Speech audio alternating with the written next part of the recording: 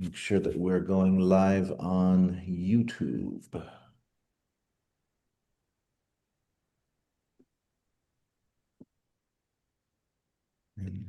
All right, we are live on Instagram. We are live now on YouTube again.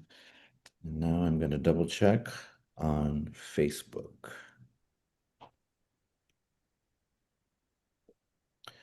And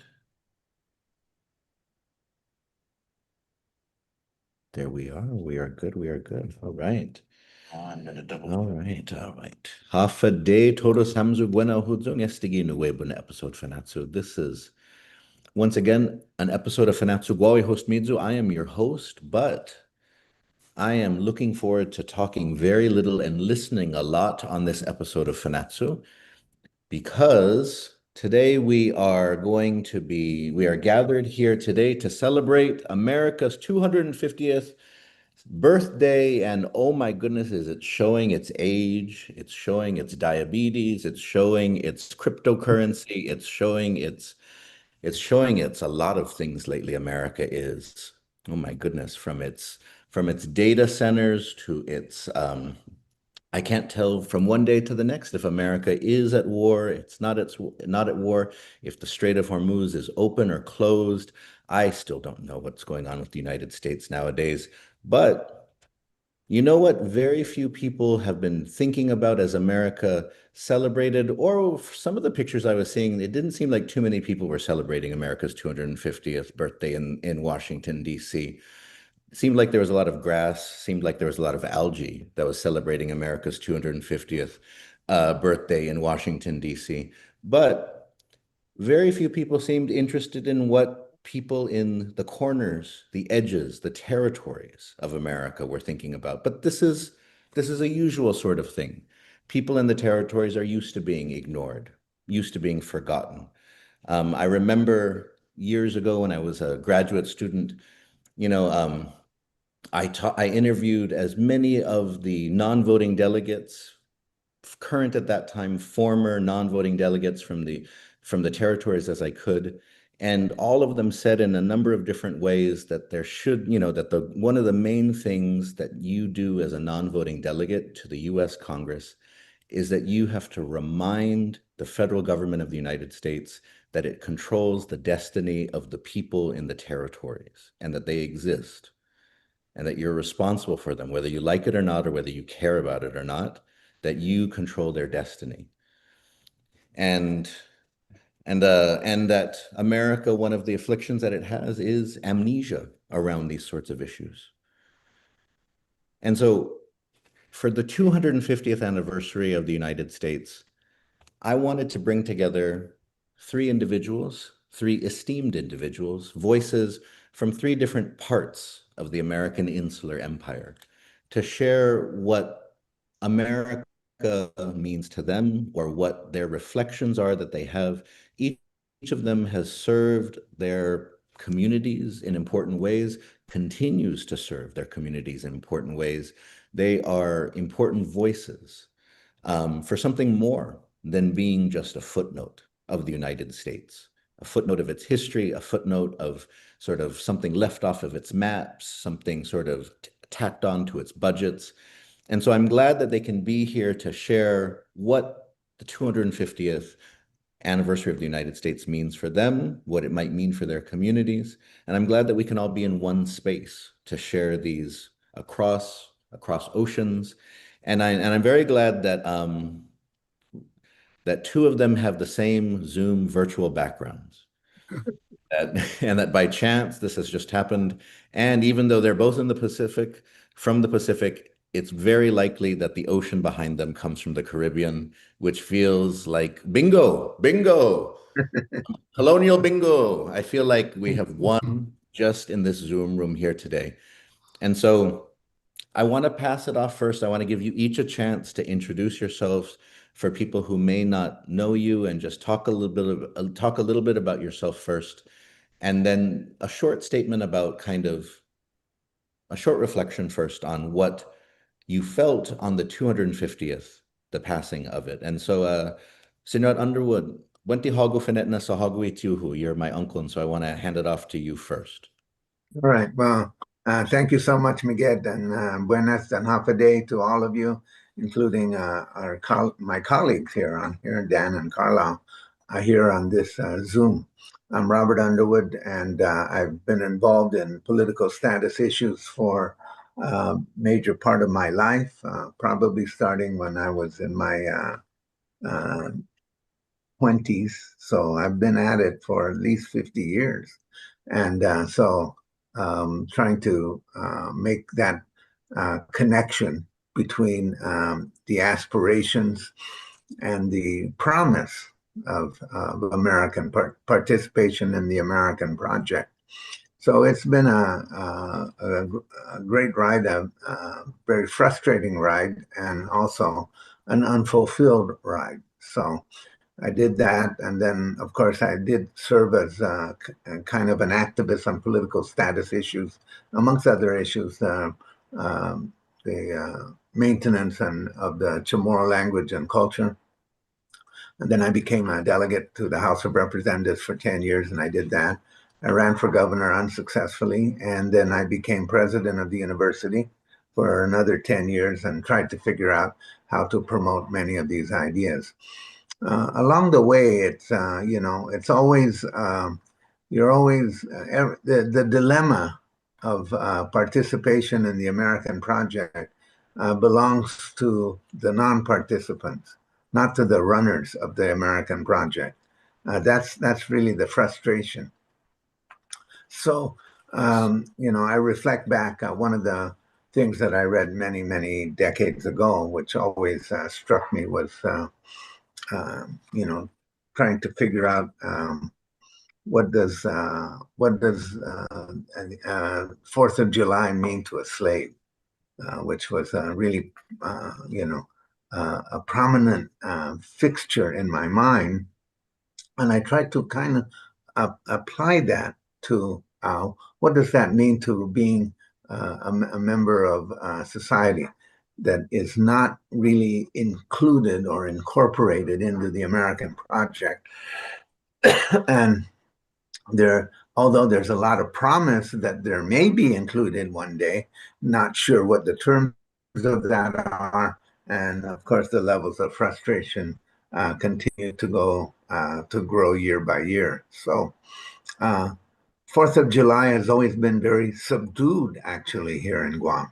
I don't remember it being celebrated in extensively or intensively, partially because it's in sort of competition with Liberation Day, which comes on July 21st, which is a much more civic holiday and a holiday that commemorates a dimension of Guam history and during World War II, which attracts attention. Although they're kind of conflated as kind of an item of a celebration of America. So I remember a couple of times they tried to have a 4th of July parade and a Liberation Day parade, but the 4th of July parade just sort of petered out. This is in kind of direct contrast to how two holidays were celebrated before World War II on Guam, which were the 4th of July and Flag Day on June 12th. These were like major, major holidays under the Navy. And, both of my parents, I remember that well because the way that the school calendar worked in those days is that you were actually going to school through what are labeled the summer months. And so they called off school for June 12th and they called off school for July 4th, and just a lot of formal attention to it.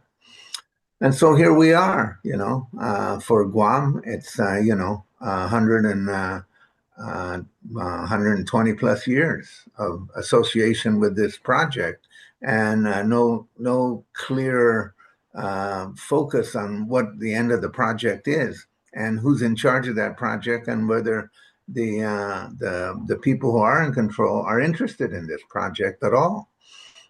They're interested in only when their self-interest is involved. So Guam has gone from now unincorporated territory to being part of the U.S. homeland.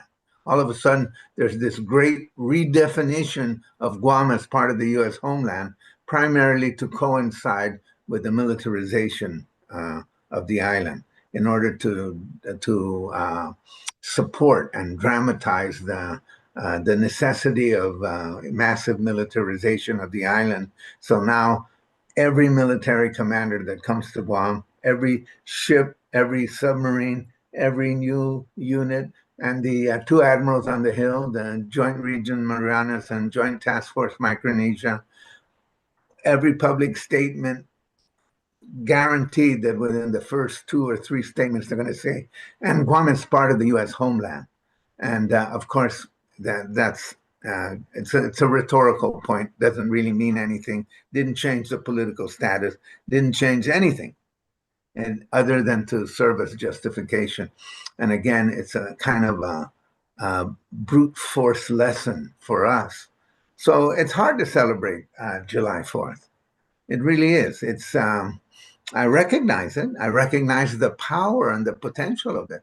I recognize the value of the American project, which, in the beginning, the notion of having inherited rights given to you by the Creator, and that these rights belong to human beings, not by virtue of where they were born and who they were.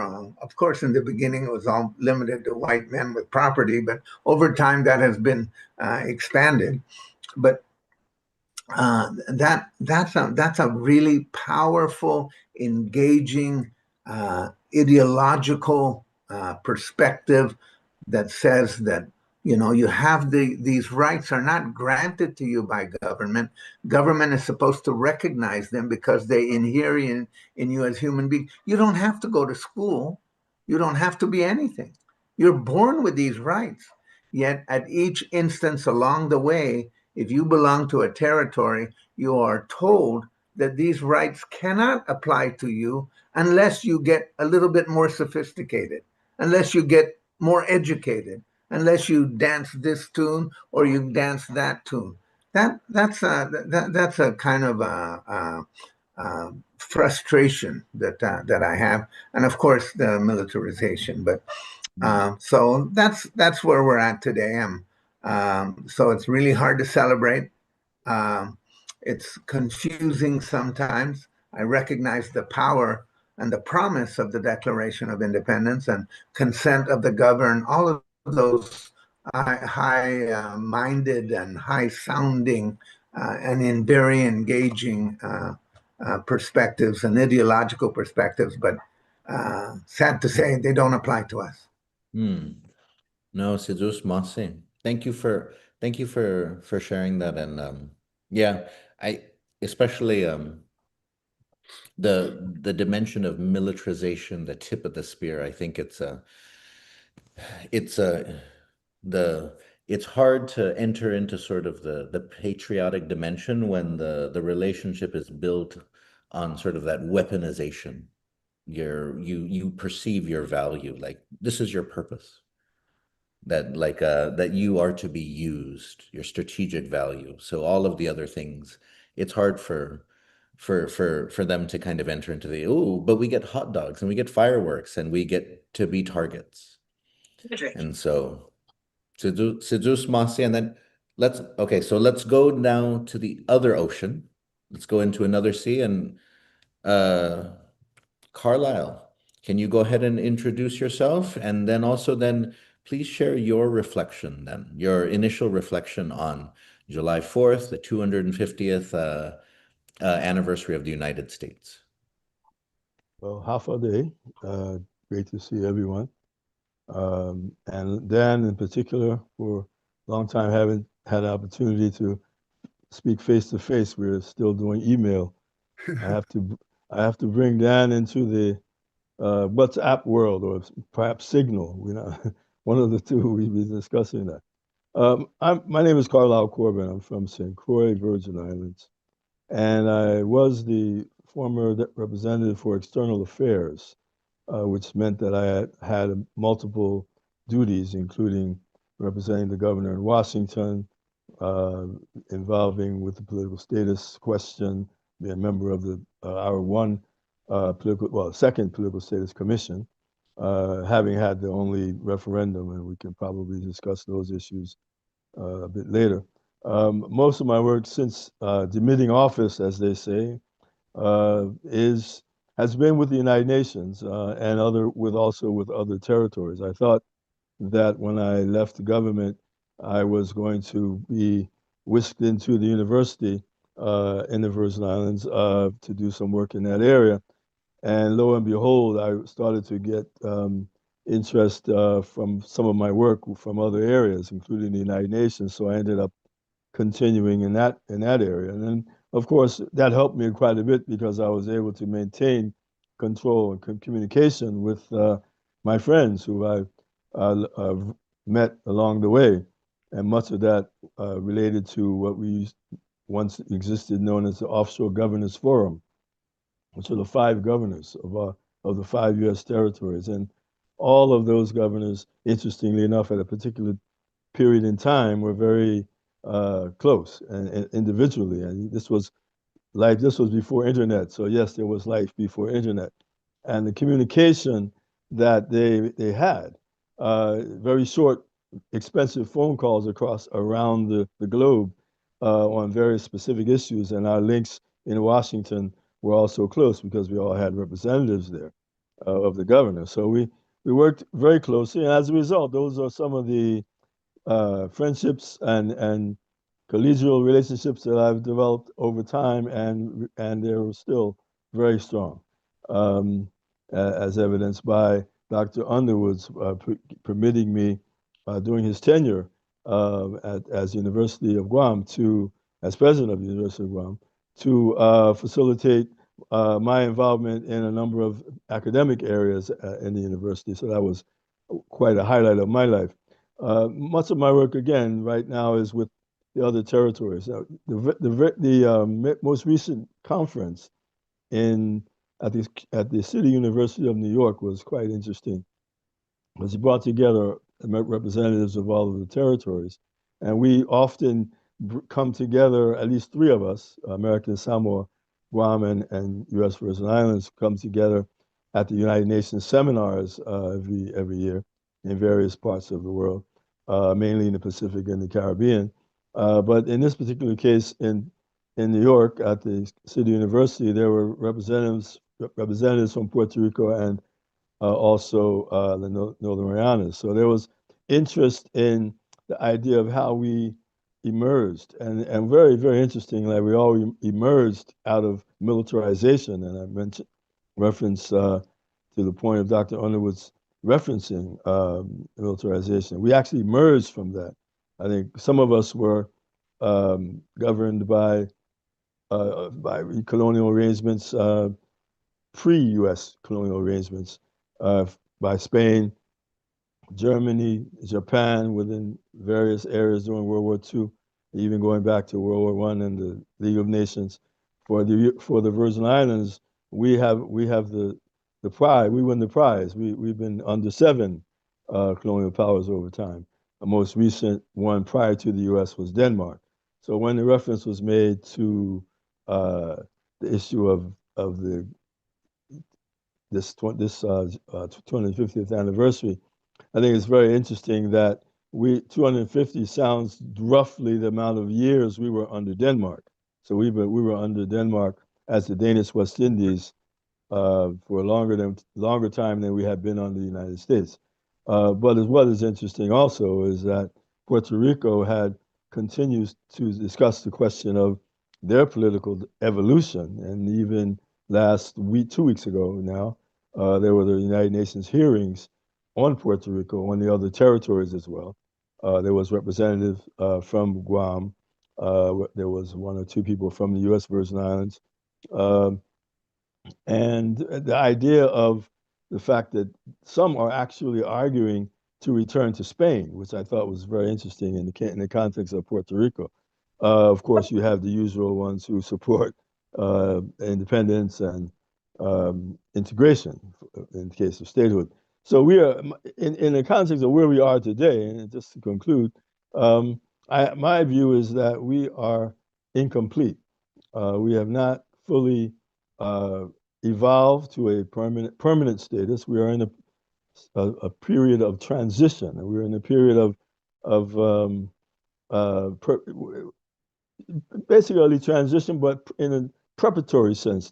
Our political status arrangement since the signing of the Charter of the United Nations in 1945 transitioned us from a mere appendages for whatever reason to being in the position of transitioning and preparing for the full measure of self-government. And that is what the United Nations Charter says, and those countries that signed the United Nations Charter are obligated to advance the territories to the full measure of self-government. The question, of course, becomes what constitutes the full measure? And I would suggest that what we have now certainly is not, and what we aspire to be, we have to determine what that is. So these are some thoughts, and we, of course, as was indicated by Dr. Underwood, there's not a lot of emphasis on our evolution. We have to continually advance that. But then again, it's really is it within the framework of the U.S.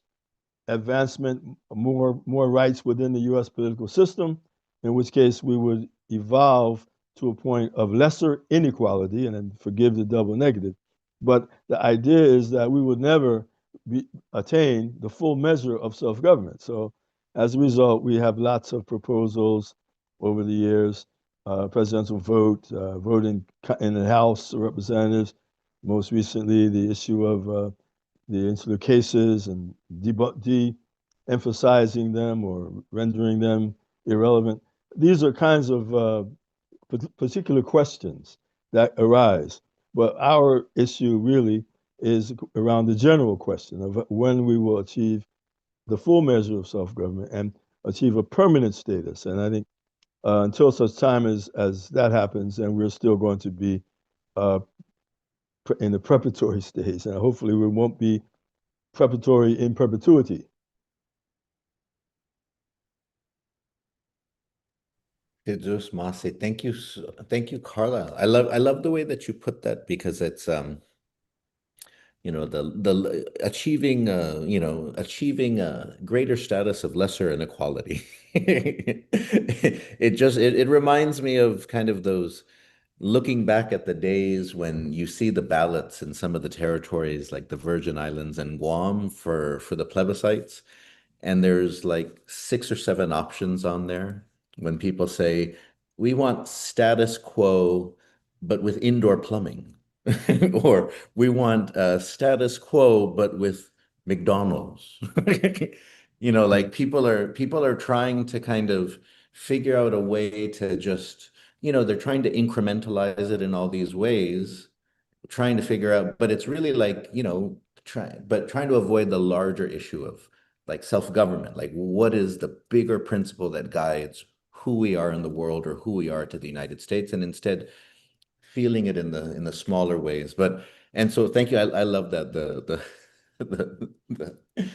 but okay, I want to give a chance now to Dan, whose name is True Grit. I like your Zoom name there, True Grit, and don't forget to unmute. And go ahead and introduce yourself, and then share your initial reflection. Hi, I'm Tapa'au Dan Anga from American Samoa. And I think both Dr. Underwood and Carlisle, everything they said is so true. I think it was from Carlisle that I borrowed the phrase democratic deficiencies. And I didn't realize that it was from him until later. And we live with so many democratic deficiencies. But Underwood used the phrase Flag Day. And as growing up in American Samoa, that's a big deal for us. We love it, But it wasn't until I first worked for the late Congressman Falema Vaenga in the early 1990s that I realized that the picture is very much different from the way that we're used to celebrating Flag Day. It's the day that the U.S. flag was first raised in American Samoa. And that's where it started for me as a legislative assistant working for the late Congressman Falema Vaenga. In 2006, Governor Tongiola Tulafono set up the Political Status Commission. It was about the third one American Samoa's had, and I was fortunate enough to be working on that commission with the late Fofo Sumnia. He was the executive director and I was the assistant. I first met Dr. Underwood in 2016. You might remember on the Department of Interior panel on self-determination. And that's when I was pretty much blown away that, wow, this problem that we have is much, much deeper and larger than I realized. But it was then that Governor Lolo Molina appointed me as the director of the Office of Political Status and Constitutional Review. And I worked for that office till 2022. And then I met Carlisle and you, Michael, in Nicaragua at the decolonization committee of 24 meetings that they have, and also the following year. And then if you remember in 2019, was that, I hear you pronounced it Fanachu. I've been saying Fanachu, Fanhita conference in Oh, yes. 2019 on self-determination. Shortly after the Guam v. Davis case. And so I just want to say to whoever's listening, I've had the privilege of working alongside these gentlemen. If you hear just a little bit of frustration in their voice, it's true, this is a marathon. And one of our tasks is to, teach the young, teach the upcoming generations. And, Michael has the beard, but he's young still, and we will all be young forever. I did celebrate July the 4th. I was with my kids and grandkids. We watched the fireworks. And I think we can celebrate that we are fortunate to be free from war. There's war going on in the world, and that should never be taken for granted. But as we all know, peace is larger than the absence of war. And not every family experiences the peace in the same way. Coming from the Pacific, our indigenous societies are older than 250 years. We've been around, we descend from people that have been around a lot longer than 250 years. And so for those of us in the territories, we're part of an unfinished story. So I think we can celebrate July 4th while remembering that our peoples and our cultures and our systems of governance are older than that of the United States. It's not a monolith. We all have our different histories, but I think the common question for all of us is, has the United States ever really learned to see the peoples of the territories as political peoples with distinct histories and relationships? Michael, when you invited me onto the last podcast, I toyed with the idea of a legislation recognizing the peoples of the Pacific. So I think it's about recognition. We are due recognition by the federal government, and I don't think it hasn't really happened. So I want to, give back the time, but I see myself, and when I talk to young people, as being in this space, Samoan, who in the mainstream of the United States is a person of color. And so the feeling of rights and civil rights and the equality of rights, I feel very strongly. On the other hand, I am an indigenous person. And to me, the right to survive as a people is just as important, equally important. And those don't always align. So when the people from American Samoa say, hey, we don't really want U.S. citizenship forced down our throats, I'm coming from that kind of space, that kind of interaction. Hey, we got to protect who we are. On the other hand, yes, there's a huge problem here. There's a huge democratic deficiency here. And we're still searching for the right answers on that. So it's good to see you all. Thank you, Sidus Mas. Thank you. Thank you for sharing that, and thank you for no, I think you it is important. I think for all of us, Carlisle shared an important reminder that the history of the Virgin Islands 250 is just the time of one of their colonizers. And then you reminded that, in the history of the Pacific, 250 is, it's like a typhoon season. We just had a typhoon in the Marianas. That's like a storm season in terms of how long some of us have been in our islands. And so I think it's good for some of us who, especially who have been in colonial positions for a while, where we have come to accept a particular way of imagining ourselves, imagining the world. It's good to step out of that and just remember, no, we've been here a little bit longer than that, and or see the world in those terms. And so thank you for that reminder. People were definitely responding to that reminder about it puts July 4th in a different way. And so we have some questions, and so does anyone want to jump in and add some supporting remarks before we go to some questions? Because we've already got some questions that people have put in. Anyone want Yeah. to add? Okay. Well, I wanted to just comment on Dan and Carlisle's comments. They were right to the point, and I like the reference to uh, pursuing agendas of lesser inequality. And that's a really kind of an interesting concept because so much energy, so much political energy is devoted to that. If I could only vote for president, I'd be happy. If only they would recognize me more, I'd be happy. But in reality, that avoids the fundamental question. On the other hand, what Dan is pointing out too is like, I sat on the steps of the Capitol for several Fourth of July celebrations, and I didn't resist that. I embraced that. I understood what it meant to be a U.S. citizen. I understood the majesty of what the United States of America experiment is all about, and it's not just easy to be drawn into that. It unearths a lot of things that have gone on in your personal life or in your own personal experience. And of course, but in that process, you're also sort of reminded that you're not really part of the gang or the part of the essence of it. And so, when you are reminded of that, how do you fundamentally celebrate that? But at the end of the day, that's a condition we're in. That's not a condition general American society is in.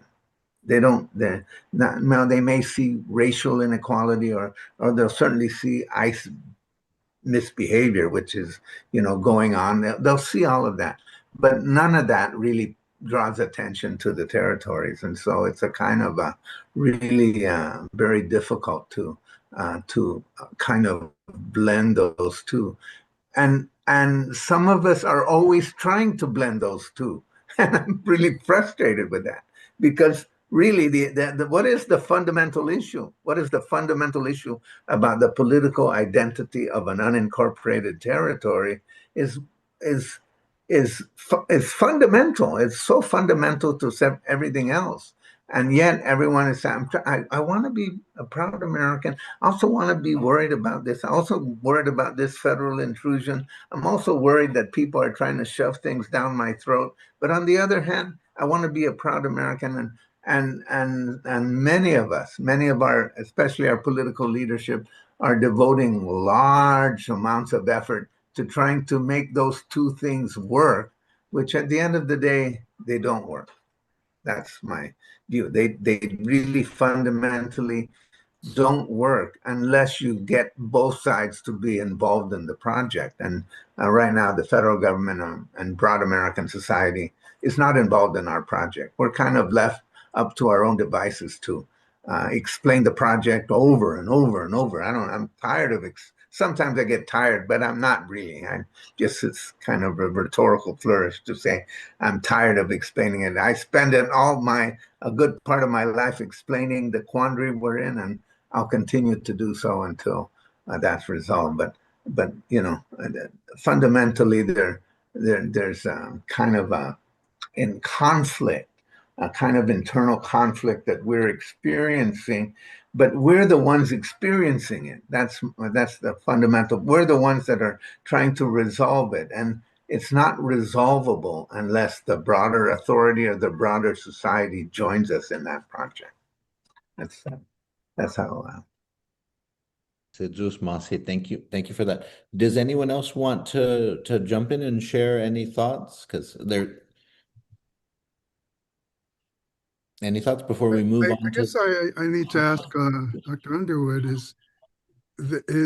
then um, is our future then framed only as a choice about among political status options, independent, statehood, or maybe even free association? Would that be the only solution that you see, or is it evolutionary? I mean, we used that word earlier, on the way. There is a journey on the way. Or do you see it or not? Until we get to that destination, we can't be happy with it. It's always about a lesser kind of a partnership with the U.S. Well, I would agree that we could evolve into something else, but that necessitates the other partner to be involved in the project. Okay. And the federal government and American society is not involved in this project. They're wishing that we would just be quiet and content. That's what they're hoping for, or to be satisfied with incremental progress or a lesser inequality in Carlyle's term. They're hoping that. So, but they're not involved. I'll give you one really concrete example that when I was in Congress, there was a Congressman, Bob Wise from West Virginia, who was involved in this project to go for popular election of president. And they said, we want direct election. We'll wipe out the electoral college and we'll just have popular election. Then he came to me and he says, do you want to join us in this project? And I said, well, I'll sign on, because you know what? This will mean that citizens in the territories will then be able to participate in the election of the president. Then he looked at me and he goes, yeah, well, let me think about that. So right there, it sort of revealed that he what he was trying to achieve in terms of popular election, he was happy with it as long as it didn't include the people in the territories. And it showed you how really disconnected American society is in general from including the territories. So I venture to say that if you ask, I just saw a news account that Pete Buttigieg just came out for a popular election of president. I venture to say that if you asked him, does that include the territories? He's going to put his hand on his chin and say, "Oh, no, we'll think about it." That shows you how distant we are from actually being a participant, even in our own liberation and in our own decision making. That would be so. It's possible, it's possible to work collaboratively, but collaboration involves some benchmark ideas in which the sides are participant and agree to a process. And right now we don't have that. Okay. Yeah. Oh, Sidus Masi, I really like that perspective because it's an important reminder that is often lost in this, because locally, at least in Guam, for example, a lot of times people think that these issues that we have with the federal government, that we need to fix things. We need to take care of everything. And then what happens then is that issues of patriotism and silencing or acting in a certain way become the main focus. Like, you shouldn't say this because it'll upset Uncle Sam, or you shouldn't do this because it's not patriotic. But one of the unfortunate things, though, is that a lot of times there's no one on the other side who is watching or cares about how you are acting in Guam in terms of your patriotism. I remember when in the previous governor, before the current governor, somebody in that administration had asked, it was Donald Trump was president at that time, and they had asked, they had said, like, well, we thought that Donald Trump would be really interested in helping the veterans in Guam because he's so pro-veteran, but we can't get his people to pay attention to us. And so one of the people in his administration had asked me, like, do you have any ideas? And I was like, you could get a bunch of school kids and spell his name and get a drone shot on Assen Beach Park. And maybe that might get his attention because the things that you expect he would pay, the America would pay attention to, they're not, they might not, but you have to, and so because we're just not part of the union, the regular union. So they didn't do that, by the way. But anyways, that was I was saying you may have to do something out there like that. Or I said you could name like an airport after him, which they're doing now in places. Uh, Michael and Carlisle and Dr. Underwood, it's just that I don't know that our listeners want to hear us uh, kind of go on and on. I mean, what Oh, exactly, yes. you were in Congress, either you introduce legislation or you take it to court, or in the work Carlisle is doing, you go to the United Nations somehow. I mean, there are probably some toolbox, right? I mean, if we're gonna take it all the way, so to speak, uh, aren't those like the options that are there, as hard as they are? Um, If I could interject, Dan, with regards to the options, what I think the United Nations value is that it has effectively established the criterion for the full measure of self-government. And this is a question of political equality. So the issue of what it may be called, the title of a particular option, is not so much important as what constitutes that option. And if you look at places like Greenland, which is unfortunately being discussed in another context, but their model with regards to Denmark is quite unique and something worth considering. We look at Cook Islands with respect to New Zealand. The model is particularly interesting. So we have options. We have ways we can review how things are working or not working in other areas and devise our own models. But the main point is that there are minimum standards to full self-government.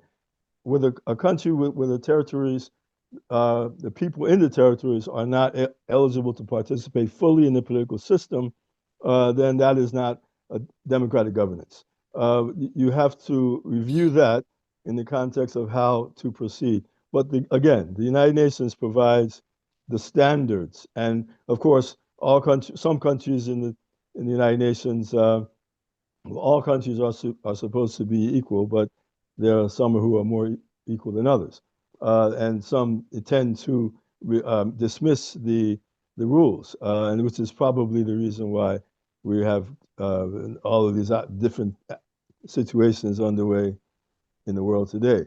The rules are there.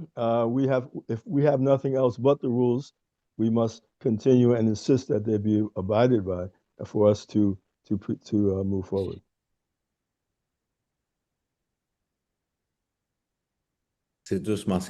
Thank you. I think Dan's question is really pertinent to all of this because it's a question of toolbox.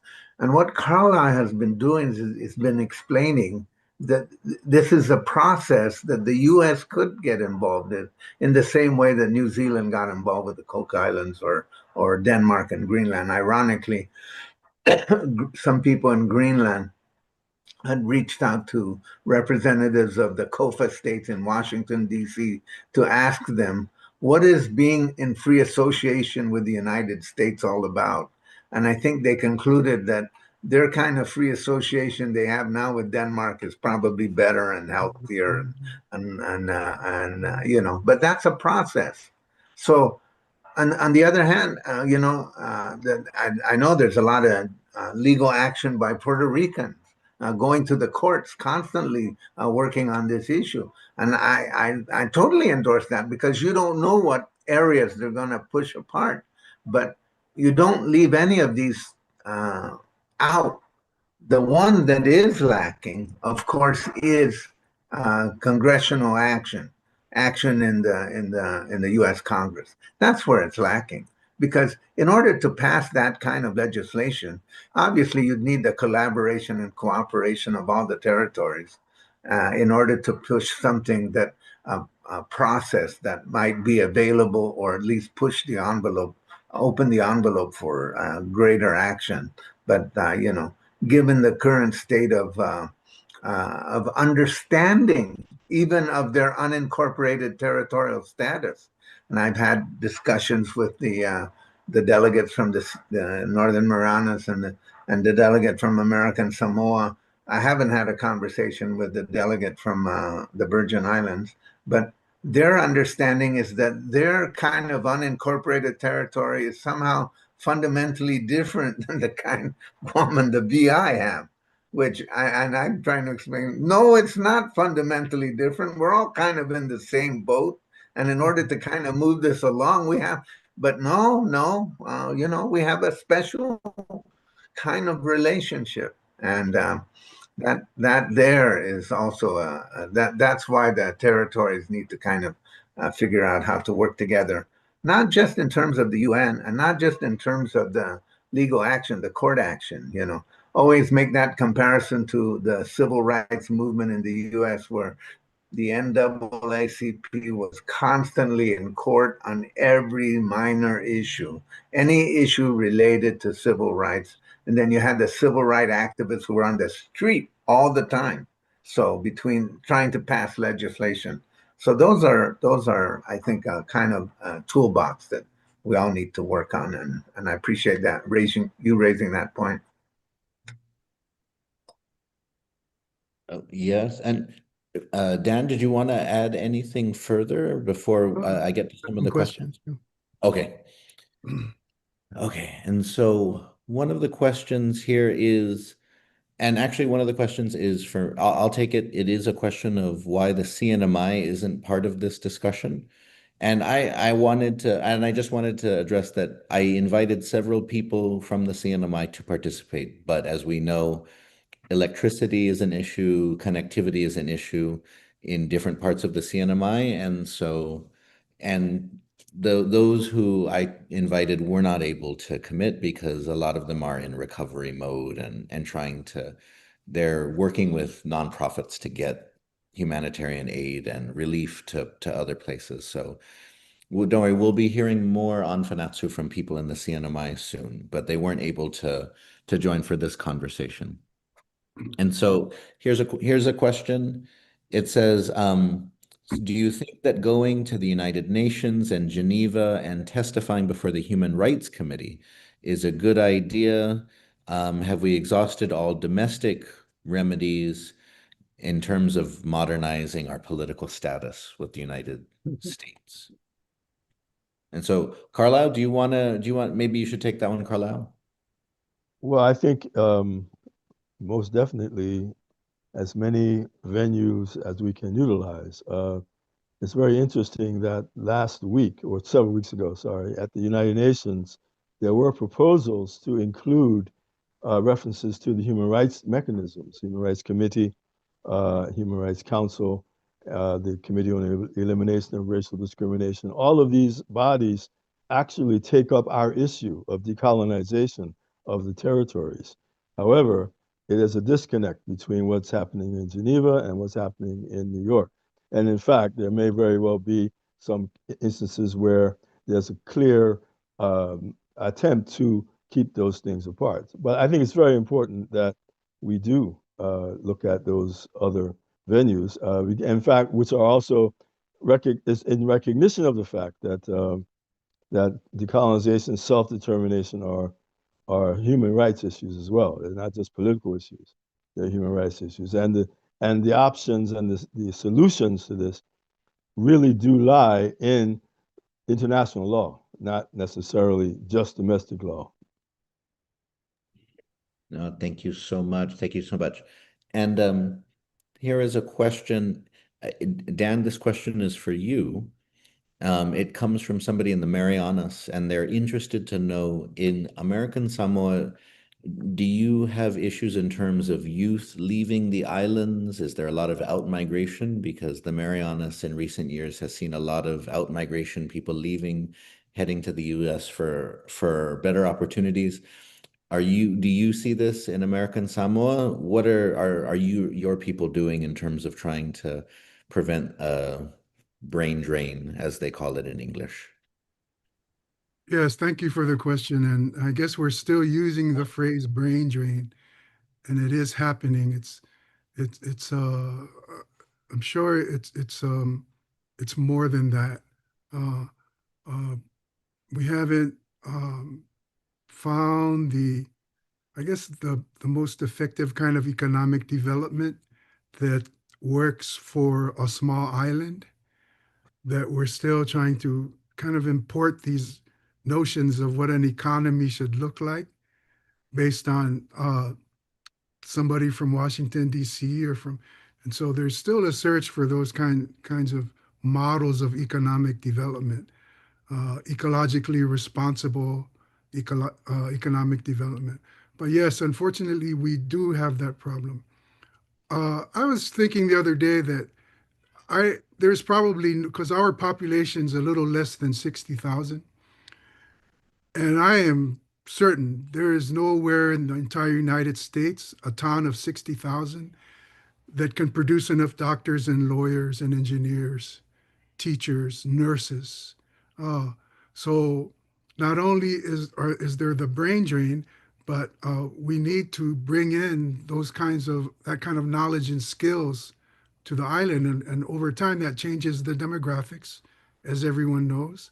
And so we have a problem of people leaving, and sometimes a problem of people coming in. Uh, we can preach respect for diversity, but it's not always an easy road. Uh, the only real options there's maybe the 5% of high school graduates who can get a scholarship to seek higher education. Then there's the next 5 to 10% that join the military. And then there's the next percentage that moves to be with family off island. And then, what's happening to everyone else? You know, we just had high school graduations not too long. What is this, July? In June? We graduate, I don't know, 1,000, 1,200 students every year. What's happening to all of them? I can't really say.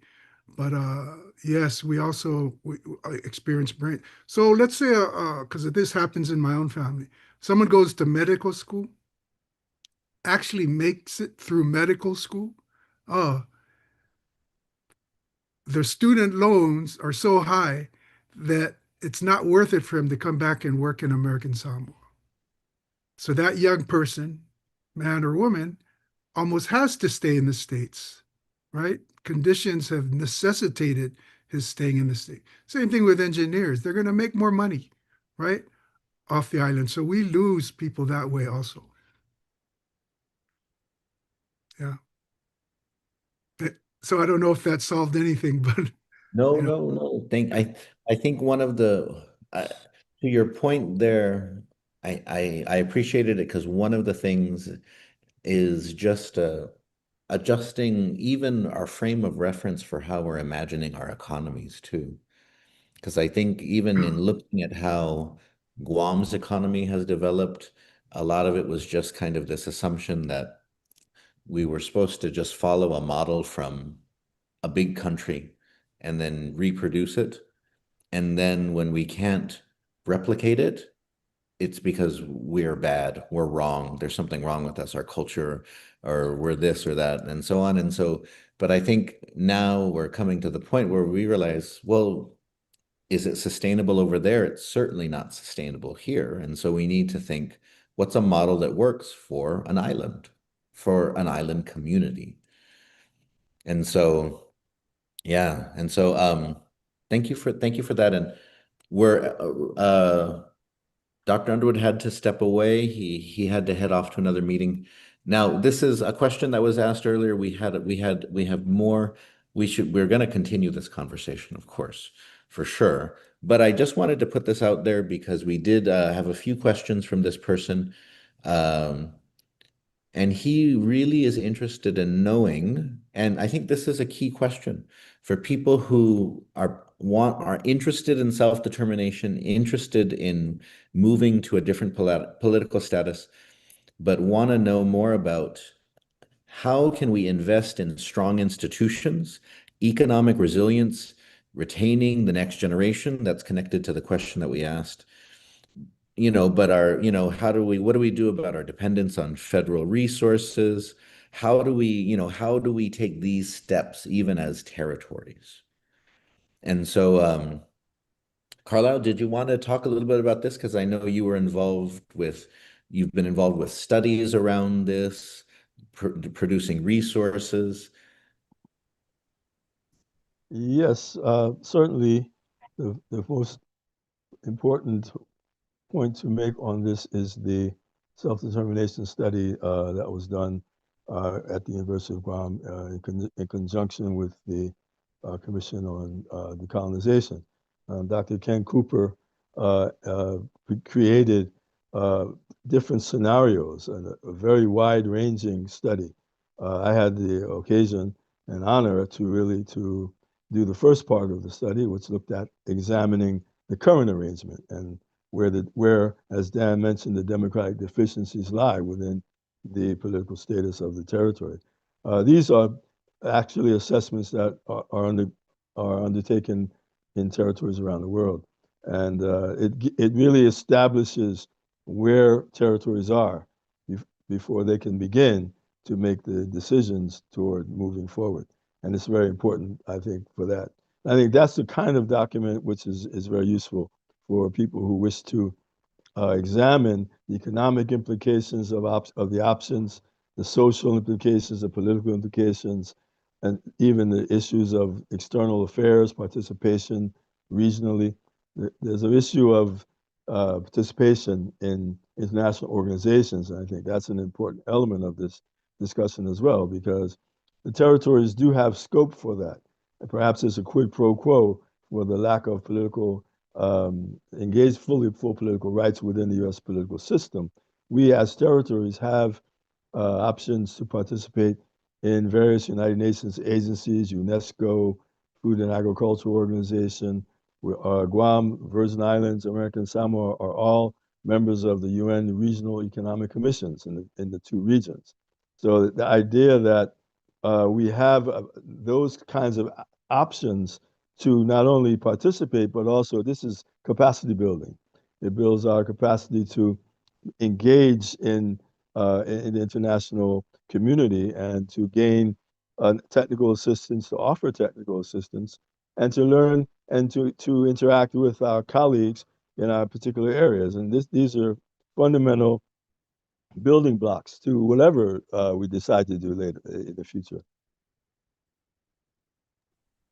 Thank you.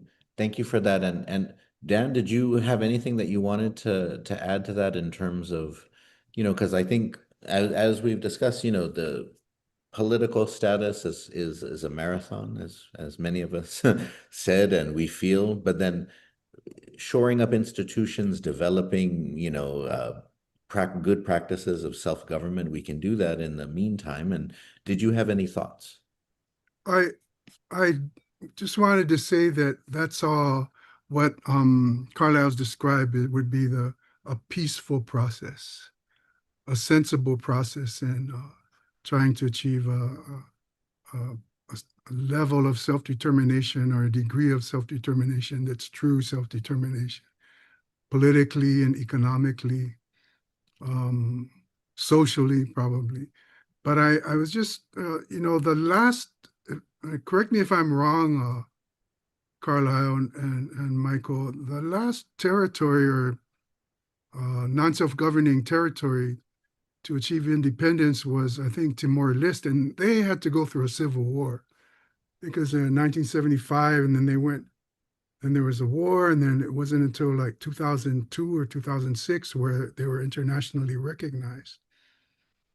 And the level of economic disruption for the U.S. territories, if they were to say, no, we've had enough, we're going to go independent, would be so great and so devastating, I think. So somewhere between uh, getting there, and whether something like that could happen, the cost would be so high. And I say that just so when we talk about, hey, there are democratic deficiencies, we're not really being heard. We do have to have some patience, even though, I mean, you wonder sometimes, are we really making any progress? But I just want to thank you, Michael, for bringing us together, with Carlisle. And I know Carlisle's written us about this. We have to like keep at it. And whether it's writing or whether it's being on podcasts like this and hoping that we reach people. I just want to, I don't know if we're going to run out of time, say something about education. Please do, We because talk I about, want to give each of you, I want to give each of you a chance to share some final thoughts. So please go okay, ahead so and I'll share your final thoughts. try to finish here. So we talk about decolonization, we mean the political systems, but the decolonization of the educational system has to happen also. I think it's just as important. And here we are still teaching the same way, uh, the same mindset, the same limitations, and bringing the educational systems in to this discussion in a way that teaches government in a way that doesn't place the territories on the margins, uh, that brings in our own story. Uh, that's another big challenge, and that also needs to happen as well. So I just want to bring that up because we all grew up learning about George Washington and Thomas Jefferson, right? But we have our own histories. We have our own, I believe, our own self-evident truths that we need to identify and explore. And when I say teach our students, I don't mean, we're going to tell you this is the right way. We can't do that either. We have to use methods of inquiry where they observe and they're able to gain the tools where they can analyze the situation themselves and, eventually judge for themselves, where are we now in this? Because unless that happens, then, it becomes a curriculum of just memory and recall. So that's what I'd like to leave our panel with. Thank you. Oh, thank you so much. Thank you for your wisdom. And Carlisle, I want to give you a chance to share any final words, any final thoughts as well. Well, thank you so much for the invitation to be here, first of all, and to reunite with two of my favorite people, Dr. As well as the third of my favorite people. The idea that Dan raised, the question of education, is very critical. It's our awareness of our past and also our awareness of what we are presently, how we evolved to this point, and where we need to move forward and how we need to move forward. And the issue of peace, of course, is very, very important. Um, there are a number of territories, as we know, that have been so frustrated in their movements that peace has given way to violence. And obviously, this is not something which anyone would wish to see. At the same time, status quo is often a slippery slope. Status quo can very much mean something that Dan made reference to earlier, and that is demographic change. We find in some of the studies that I'm doing, looking at the demography of territories that have remained the same, but their populations have changed to the extent that they become minorities in their own country, and then becomes the question of fundamental question: who are the people? Okay, Yeah. and this I think is what is behind the whole Davis case discussion as to the demographics and who has the right to self-determination, and all of these things are brought into clarity if one applies international law to the question. I think this is an important element that we now have to examine for all of us.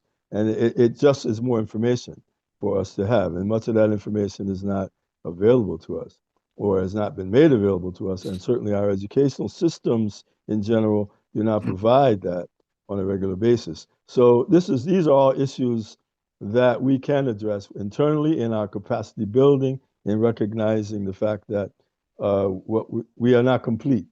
We are still in the process of attaining a permanent political status, which would then be sustainable. I mean, a very important element of this, as Dan mentioned, is the question of transition. It has to be sustainable, whatever it is that we do. And that speaks to our preparation, both economically, we're looking at different models of development and so on. And I think we'll be able to provide our young people with a basis for moving forward, because they as we stood on the shoulders of our elders, will be standing on our shoulders, and we want to make sure that they have the best preparation possible to move it forward. Beautiful. Oh man, thank you to both of you, and then also to Underwood, who is no longer in the Zoom, still in the world, but no longer in the Zoom. So I was in my mind, I was like, "Oh, that's gonna sound very dramatic. He's no longer with us." But it was no, this was especially after the typhoon that just hit, and then this was very inspiring to hear the three of you.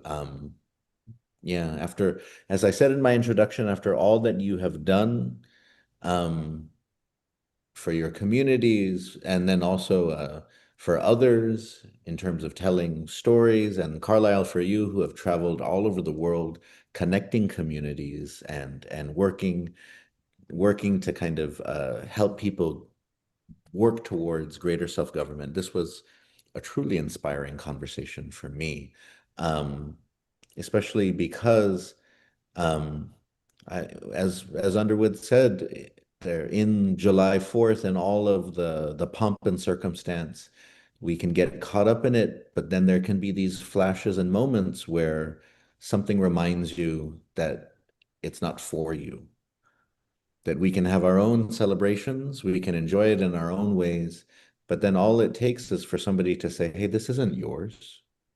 You don't belong. And then we just get reminded that, oh, we're not a full part of the union.